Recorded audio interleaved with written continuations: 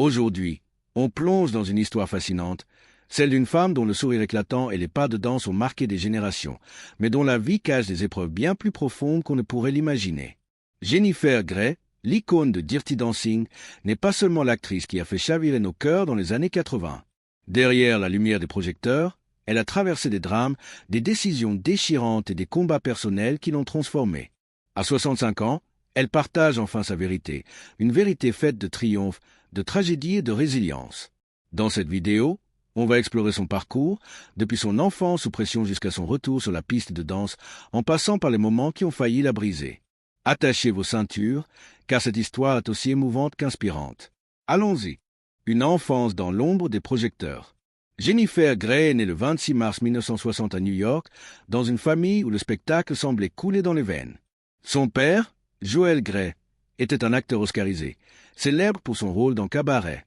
Sa mère, Gio Wilder, avait été actrice et chanteuse, et même son grand-père, Mickey Katz, brillait comme humoriste et musicien. De l'extérieur, tout semblait parfait, une famille prédestinée à produire une star. Mais pour Jennifer, grandir dans cet univers était loin d'être un conte de fées. Ses parents, bien que talentueux, étaient exigeants, imposant des standards de perfection qui laissaient peu de place à l'erreur ou à la fragilité. Dès son plus jeune âge, Jennifer ressentait le poids de ses attentes, un fardeau qui allait façonner ses choix et sa personnalité. À la prestigieuse Dalton School de Manhattan, elle s'est plongée dans le théâtre et la danse, aux côtés de sa meilleure amie, la future actrice Tracy Pollan. Déjà, Jennifer montrait une détermination farouche à tracer son propre chemin, mais cette quête d'indépendance s'est vite transformée en rébellion. À 16 ans, elle s'échappait dans les boîtes de nuit new-yorkaises, flirtant avec un monde bien plus sombre que celui de son école privée. La journée, elle était l'élève modèle. La nuit, elle côtoyait des hommes plus âgés, s'aventurant dans un univers où l'alcool, la drogue et le danger se mêlaient. Dans ses mémoires publiés en 2022, Out of the Corner, elle confie avoir été attirée par des figures bien éloignées de l'environnement protégé que ses parents avaient bâti pour elle. L'un des moments les plus marquants de son adolescence fut une grossesse non désirée qui s'est conclue par un avortement. Cette décision, qu'elle décrit comme l'une des plus lourdes de sa vie, l'a hantée pendant des décennies. Pourtant, elle reconnaît aussi que ce choix a été déterminant pour la suite de sa carrière et de son existence. En partageant cette expérience, Jennifer a brisé un silence qui pesait sur elle, transformant une douleur personnelle en une réflexion puissante sur les décisions qui redéfinissent une vie. Ce courage de parler, des années plus tard, montre à quel point elle a appris à affronter ses blessures les plus intimes. Après avoir obtenu son diplôme en 1978, Jennifer s'est inscrite à la Neighborhood Playhouse School of Theatre à Manhattan. Pendant 2 ans, elle a affiné son art, tout en travaillant comme serveuse pour subvenir à ses besoins. À 19 ans, elle a décroché ses premiers rôles, une publicité pour Dr Pepper, puis des apparitions dans des films comme Reckless et The Cotton Club. Ses petits pas dans l'industrie marquaient le début de son ascension, mais aussi d'une série de rencontres qui allaient changer sa vie. Sur le tournage de Red Dawn en 1984, elle a croisé Patrick Swayze, une rencontre qui allait poser les bases d'une relation professionnelle complexe, culminant dans leur collaboration légendaire sur Dirty Dancing. Mais avant ce triomphe, d'autres rôles ont contribué à la faire connaître, notamment celui de Jannie Buellé dans La folle journée de Ferry Buellé en 1986, où elle jouait la sœur jalouse du personnage de Matthew Broderick. Ce rôle dans Ferry Buellé a non seulement boosté sa notoriété, mais a aussi marqué le début d'une romance secrète avec Broderick. Leur relation, gardée à l'abri des regards, semblait prometteuse. Mais en août 1987, un événement tragique allait tout bouleverser, laissant des cicatrices indélébiles sur la vie de Jennifer. Cette période de sa jeunesse, marquée par la rébellion, les premiers succès et les relations tumultueuses, montrent une jeune femme en quête d'identité, luttant pour se définir dans un monde où les attentes étaient écrasantes. C'est cette tension entre liberté et pression qui a forgé la Jennifer Grey que nous connaissons, une femme dont le parcours ne fait que commencer. La tragédie qui a tout changé. En août 1987, quelques jours avant la sortie de Dirty Dancing, Jennifer Grey a vécu un moment qui allait diviser sa vie en un avant et un après. En vacances en Irlande du Nord avec Matthew Broderick, elle profitait d'un moment de répit après des années de travail acharné. Le couple traversait la campagne dans une BMW de location avec Broderick au volant. La pluie rendait les roues glissantes et chaque virage était un défi. Puis, en un instant, tout a basculé. Broderick s'est trompé de voie et leur voiture a percuté de plein fouet une Volvo venant en sens inverse. L'impact fut brutal, un choc qui a figé le temps pour Jennifer. Dans la Volvo se trouvait Margaret Doherty, 63 ans, et sa fille Anna Gallagher, 28 ans. Les deux femmes ont perdu la vie sur le coup. Jennifer, assise côté passager, a survécu, mais elle a souffert d'un grave coup de lapin. Broderick, lui, a été gravement blessé. Commotion cérébrale, côte fracturée, une jambe brisée. Inconscient après l'accident, il a temporairement perdu la mémoire. Jennifer, encore sous le choc, a cru un instant qu'il était mort. Mais la véritable horreur est venue plus tard, lorsqu'elle a réalisé l'ampleur de la tragédie. 2 vies avaient été fauchées, et elle était la seule témoin conscient de ce moment effroyable. Dans une interview des années plus tard avec Entertainment Tonight, Jennifer a décrit la difficulté de revivre cet instant. C'est indescriptible, être si près de la mort et voir d'autres personnes perdre la vie. Être seul sur une route déserte, sans personne pour aider, c'est terrifiant. Le traumatisme était profond, amplifié par la culpabilité d'avoir survécu. Les conséquences légales ont ajouté une couche de complexité. Broderick a été inculpé pour conduite imprudente, mais il n'a écopé que d'une amende de $175, une décision qui a suscité la controverse. Jennifer, quant à elle, s'est retrouvée sous le feu des projecteurs médiatiques. Leur relation, jusque-là secrète, a été exposée au grand jour et la presse s'est emparée de l'histoire avec voracité. Ce drame est survenu à un moment où Jennifer était sur le point de connaître une gloire mondiale avec Dirty Dancing. La sortie du film, quelques jours après l'accident, a fait d'elle une star, mais elle n'a pas pu savourer ce succès. « Je suis devenue l'amoureuse de l'Amérique en 5 jours, mais je n'ai plus jamais été la même après ça », a-t-elle confié. La culpabilité du survivant, comme elle l'a appelé, l'a poursuivie, rendant chaque moment de triomphe doux amer. Physiquement, l'accident a laissé des traces durables. Les ligaments de son cou, déchirés lors de l'impact, lui ont causé des douleurs chroniques pendant des décennies. Aucun traitement, massage, glace, anti-inflammatoire n'apportait de soulagement durable. La danse, qui avait été au cœur de sa carrière, est devenue une source de peur et d'évitement. Ce n'est qu'en 2009, lors des préparations pour Dancing with the Stars, qu'un chirurgien a découvert l'ampleur des dégâts. Jennifer n'avait plus de liquide autour de sa moelle épinière, une condition qui aurait pu la paralyser au moindre faux mouvement. Cette révélation a marqué un tournant, mais à l'époque de l'accident, elle n'avait d'autre choix que de vivre avec la douleur, tant physique qu'émotionnelle. La peur, la culpabilité et le traumatisme ont redéfini sa manière d'aborder la vie et son métier. Même sa relation avec Broderick, déjà fragilisée, n'a pas survécu à l'année suivante. Des années plus tard, en 2002, Jennifer a appris que Martin Doherty, le fils et frère des victimes, avait pardonné à Broderick, déclarant qu'il n'avait pas agi intentionnellement. Ce geste a apporté un léger apaisement, mais les cicatrices de l'accident sont restées. Cet événement a non seulement marqué un tournant dans sa vie personnelle, mais a aussi jeté une ombre sur le moment le plus glorieux de sa carrière. Il a transformé une jeune actrice pleine d'élan en une femme confrontée à la fragilité de l'existence, une leçon qu'elle porterait avec elle pour toujours. L'héritage complexe de Dirty Dancing.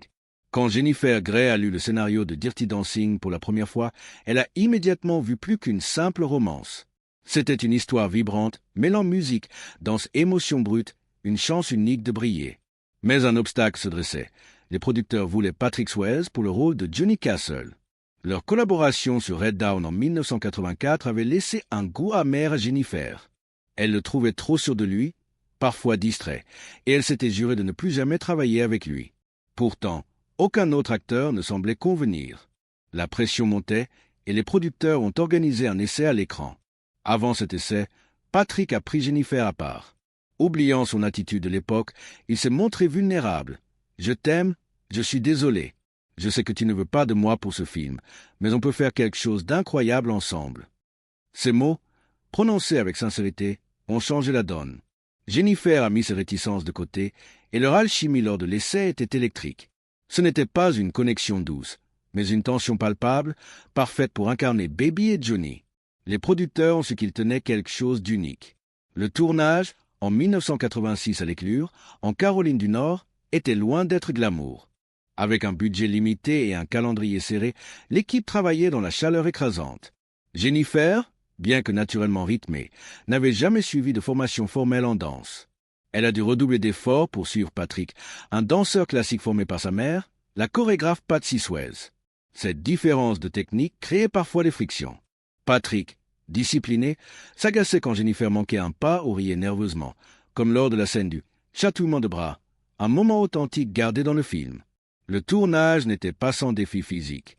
Patrick s'est blessé au genou en tournant la scène de l'équilibre sur la bûche, mais il a continué, serrant les dents.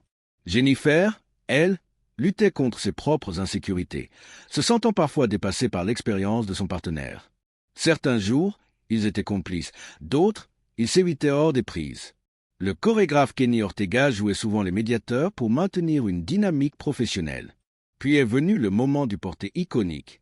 Jennifer, terrifiée à l'idée de tomber, a refusé de le répéter.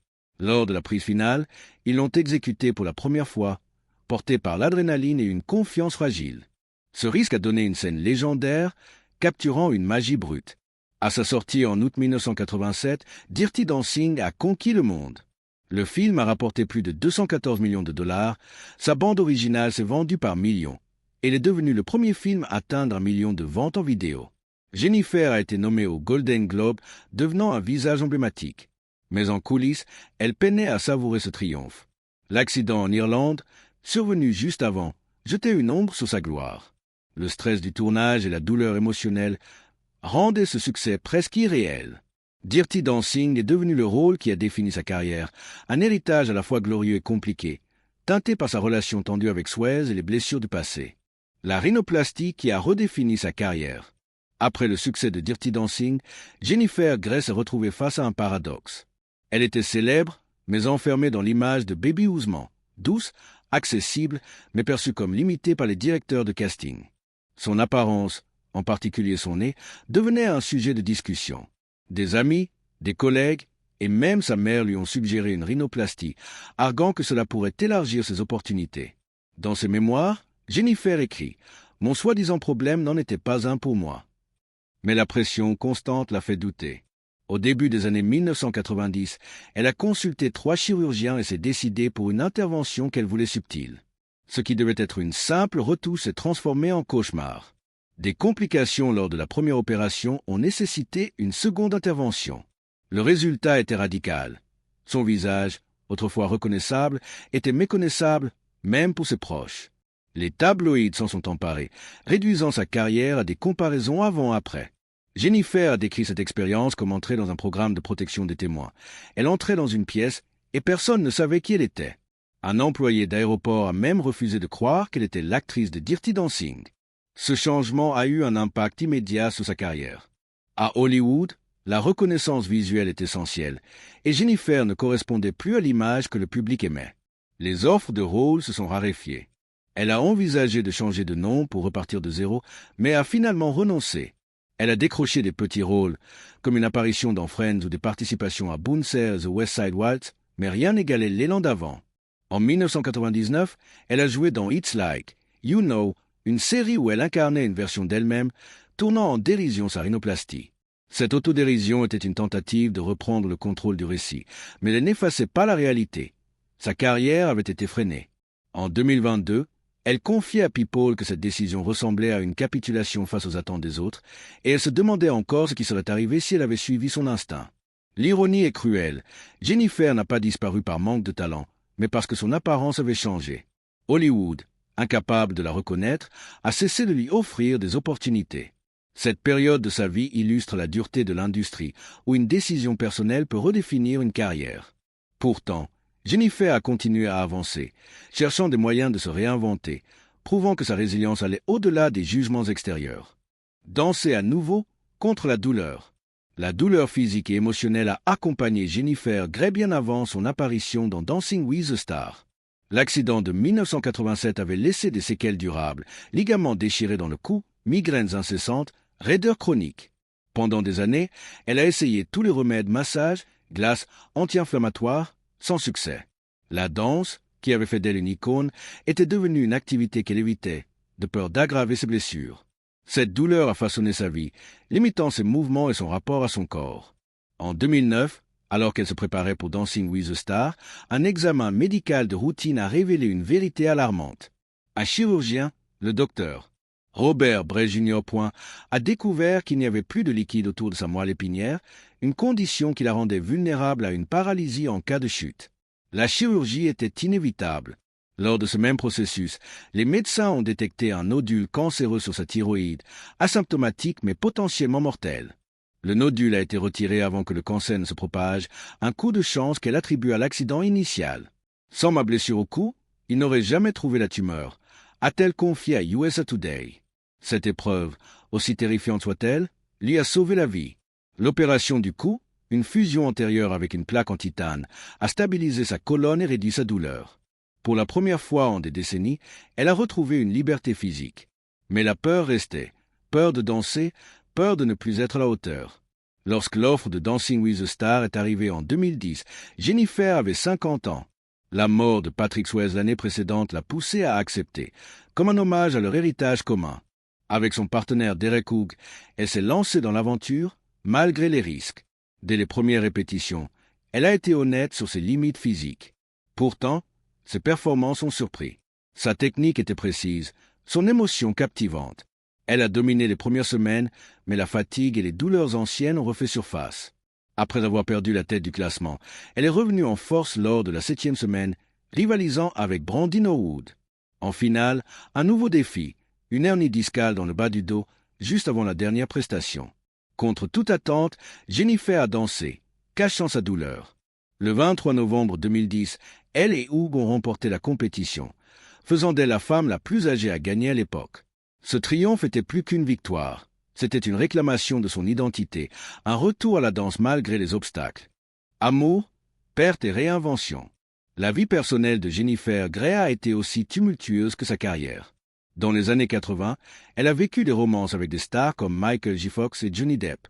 Sa relation avec Depp, décrite comme un « brasier » dans ses mémoires, était intense, presque thérapeutique après l'accident de 1987. Elle a été fiancée à Depp et à Matthew Broderick à différents moments, mais aucune de ces relations n'a abouti au mariage. En 2000, elle a rencontré Clark Gregg, acteur et réalisateur. Leur mariage en 2001, suivi de la naissance de leur fille Stella, semblait être le début d'une stabilité rare à Hollywood. Ils ont même collaboré sur The Road to Christmas en 2006. Pourtant, en 2020, après 19 ans de mariage, ils se sont séparés discrètement, annonçant leur divorce 6 mois plus tard. Leur déclaration commune mettait en avant leur amour mutuel et leur engagement à rester amis et coparents. Ce choix reflète la maturité avec laquelle Jennifer a abordé les défis personnels. L'anxiété, un combat de longue date, a également influencé sa carrière. Elle a refusé des opportunités, comme un retour dans Friends ou une apparition à Saturday Night Live, par peur de l'imprévisibilité ou de la pression. À la soixantaine, Jennifer a embrassé une nouvelle perspective. En 2022, elle confiait à People que la seconde moitié de la vie était la meilleure. Elle a affronté ses peurs, voyant l'anxiété comme un défi à relever. Sa participation à Dancing with the Stars en était la preuve, tout comme son ouverture sur des sujets personnels, comme sa perte de cheveux dans la soixantaine. Elle s'est associée à la marque capillaire Harkliniken, créditant leurs produits pour avoir restauré sa confiance. Sur le plan professionnel, Jennifer a repris les rênes. Elle développe une suite à Dirty Dancing, où elle reprendra son rôle de Baby, tout en étant productrice exécutive. Ce projet promet de revisiter Kellerman S avec une histoire moderne, mêlant musique, danse et nostalgie. Le parcours de Jennifer Grey est une leçon de résilience. Elle a surmonté la tragédie, les revers professionnels et les luttes personnelles pour se réinventer, prouvant que la célébrité n'immunise pas contre la douleur, mais que la force intérieure peut tout surmonter. L'impact culturel de Jennifer Grey et de Dirty Dancing. Jennifer Grey n'est pas seulement une actrice. Elle est devenue une figure culturelle grâce à Dirty Dancing, un film qui transcende les générations et continue d'inspirer des millions de personnes à travers le monde. Ce n'était pas juste une histoire d'amour ou une comédie romantique des années 80. Dirty Dancing a capturé un moment dans le temps, mêlant des thèmes universels comme la quête d'identité, la rébellion contre les normes sociales et la puissance de l'expression à travers la danse. Jennifer, dans le rôle de Frances Baby Ousmane, a incarné une héroïne à la fois relatable et audacieuse, une jeune femme qui découvre sa propre force tout en défiant les attentes de sa famille et de la société. Mais comment ce film, et par extension Jennifer, a-t-il laissé une empreinte aussi durable dans la culture populaire? Plongeons dans cet héritage. Au cœur de l'impact de Dirty Dancing se trouve sa capacité à parler à des publics variés. Sorti en 1987, le film a touché une corde sensible auprès des adolescents, des jeunes adultes et même des générations plus âgées. L'histoire d'une jeune femme de la classe moyenne confrontée à des questions de classe sociale, de liberté personnelle et de romance interdite résonnait profondément. Jennifer a apporté une authenticité à Baby qui était essentielle à cet attrait universel. Elle n'était pas une héroïne glamour ou intouchable. Elle était maladroite, vulnérable et humaine. Ces moments de rire nerveux ou ces erreurs dans les répétitions de danse, comme la fameuse scène du chatouillement de bras, n'ont pas été coupés au montage. Ils ont été gardés pour leur spontanéité, rendant Baby plus réel aux yeux du public. La danse elle-même est devenue un symbole culturel. Le porté final, exécuté sans répétition préalable, est l'une des images les plus emblématiques du cinéma. Des décennies plus tard, il est encore parodié, recréé et célébré dans des émissions comme Dancing with the Stars ou dans des vidéos virales sur les réseaux sociaux. Jennifer, bien qu'elle n'ait pas été une danseuse professionnelle, a travaillé sans relâche pour maîtriser les chorégraphies exigeantes du film. Sa détermination à surmonter ses propres insécurités a inspiré des fans à se lancer dans la danse, que ce soit pour le plaisir ou pour surmonter leurs propres peurs. Les écoles de danse à travers le monde ont vu un regain d'intérêt pour les styles de danse des années 60, comme le mambo et le cha-cha, en grande partie grâce à Dirty Dancing. Mais l'impact de Jennifer ne se limite pas au film lui-même. Elle est devenue un symbole de résilience et d'authenticité dans une industrie souvent impitoyable. Après l'accident en Irlande et la rhinoplastie qui a bouleversé sa carrière, elle aurait pu se retirer complètement des projecteurs. Pourtant, elle a continué à se battre, à chercher des rôles et à partager son histoire. Son retour dans Dancing with the Stars en 2010 a ravivé l'amour du public pour elle, non pas seulement comme Baby, mais comme une femme qui refusait de se laisser définir par ses épreuves. Sa victoire dans l'émission, à 50 ans, a montré qu'il n'y a pas d'âge pour se réinventer, un message qui a résonné auprès de nombreuses femmes confrontées à des défis personnels ou professionnels. Dirty Dancing a également eu un impact sur la représentation des femmes à l'écran. Baby n'était pas une héroïne passive attendant d'être sauvée. Elle prenait des risques, défendait ses convictions et apprenait à s'affirmer. Jennifer a insufflé à ce personnage une force tranquille qui a inspiré des générations de spectateurs à embrasser leur propre voix.